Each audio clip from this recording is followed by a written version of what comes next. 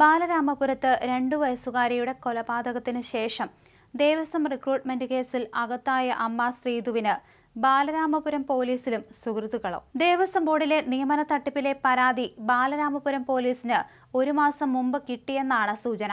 എന്നാൽ ഇതിൽ അന്വേഷണം നടന്നില്ല. ഈ ഒരു സാഹചര്യം അറിഞ്ഞാണ് തന്റെ 30 ലക്ഷം രൂപ കളവ് പോയെന്ന പരാതിയുമായി ശ്രീധു എത്തിയത്. തൊഴിൽ തട്ടിപ്പിന്റെ ആദ്യ പരാതിയിൽ അന്വേഷണം നടന്നിരുന്നുവെങ്കിൽ ആ 2 വയസ്സുകാരിയുടെ ജീവൻ നഷ്ടമാകില്ലായിരുന്നു. തിരുവിതാംകൂർ ദേവസ്വം ബോർഡിനുള്ളിലും ശ്രീധുവിന് സുഹൃത്തുക്കളുണ്ട്. ഇവരിലൂടെയാണ് ദേവസ്വം ബോർഡിന്റെ ശംഖുമുദ്രയുള്ള സീൽ ശ്രീധുവിന്റെ കയ്യിലേക്ക് എത്തിയത്. ഈ തട്ടിപ്പിൽ ശംഖുമുഖം ദേവിദാസിന് പങ്കുണ്ടെന്ന അന്വേഷണം പോലീസ് ഊർജിതമാക്കിയിട്ടുണ്ട്. ശ്രീധുവിന് 2ാം ഭർത്താവുള്ളതായി ശംഖുമുഖം ദേവിദാസൻ എന്ന ജോത്സ്യൻ വെളിപ്പെടുത്തിയിരുന്നു. ഇയാളുമായി ലിവിംഗ് ടുഗദർ ബന്ധത്തിലായിരുന്നു എന്നാണ് ജോത്സ്യൻ പറഞ്ഞുവച്ചത്. ഇയാളെക്കുറിച്ചും സൂചനകൾ തേടുന്നുണ്ട്. ദേവസ്വം ബോർഡിൽ ജോലി വാങ്ങി നൽകാമെന്ന് പറഞ്ഞ് 10 ലക്ഷം തട്ടിയെടുത്തു എന്ന നെല്ലിവിള സ്വദേശി ഷാജിയുടെ പരാതിയിലാണ് ശ്രീധുവിനെ അറസ്റ്റ് ചെയ്തത്. 4 ലക്ഷം രൂപ തട്ടിയെടുത്തതായി കാണിച്ച് ഒരു അധ്യാപികയും പരാതി നൽകിയിട്ടുണ്ട്.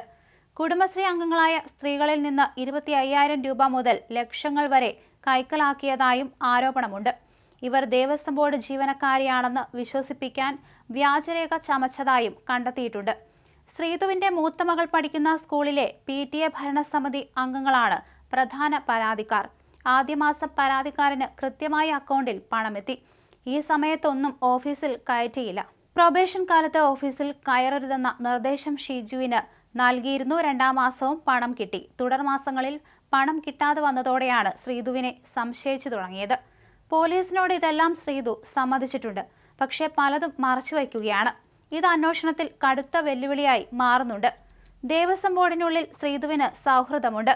അതുകൊണ്ടാണ് ശംഖുമുദ്രയുള്ള സീൽ ശ്രീധുവിന് കിട്ടിയതെന്നാണ് സൂചന. വ്യാജ നിയമന ഉത്തരവ് ഉണ്ടാക്കിയ ശേഷം ദേവസ്വം ബോർഡിന്റെ സീൽ സ്വന്തമാക്കി ശ്രീധു അതിൽ പതിച്ചാണ് നൽകിയതെന്നാണ് സൂചന. ശംഖുമുദ്രയുള്ള സീൽ പതിച്ച നിയമന ഉത്തരവായതുകൊണ്ടാണ് പരാതിക്കാരനായ ഷിജു വിശ്വസിച്ചതും. വ്യാജ നിയമന ഉത്തരവ് തയ്യാറാക്കാൻ ശ്രീധുവിന് പുറത്തുനിന്ന് സഹായം കിട്ടിയെന്ന് പോലീസ് ഏതാണ്ട് ഉറപ്പിച്ചിട്ടുണ്ട്. ദേവസ്വം ബോർഡിനുള്ളിലെ ഇടതു സംഘടനാ നേതാവുമായി ശ്രീധുവിന് പരിചയമുണ്ടെന്ന സൂചനകളുണ്ട്. എന്നാൽ സംഘടനാ നേതാക്കളിലേക്ക് അന്വേഷണം എത്താത്ത തരത്തിലേക്ക് കാര്യങ്ങൾ എത്തിയേക്കും.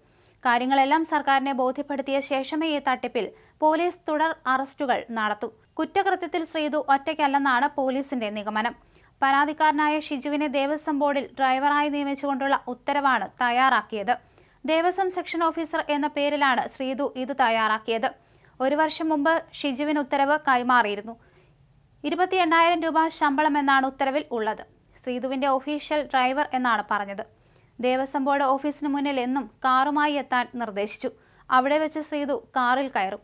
ഒരിക്കലും ഷിജുവിനെ ദേവസ്വം ഓഫീസിൽ കയറ്റിയിരുന്നില്ല എന്നും പോലീസ് പറയുന്നു. ഇടയ്ക്ക് ശമ്പളം കുടിശ്ശിക വന്നു. പരാതിപ്പെട്ടപ്പോൾ 1 ലക്ഷം രൂപ ഒരുമിച്ച് നൽകി. കുഞ്ഞു മരിച്ചപ്പോഴാണ് ഷിജുവിന് തട്ടിപ്പെന്ന് മനസ്സിലായതെന്നും പോലീസ് പറഞ്ഞു.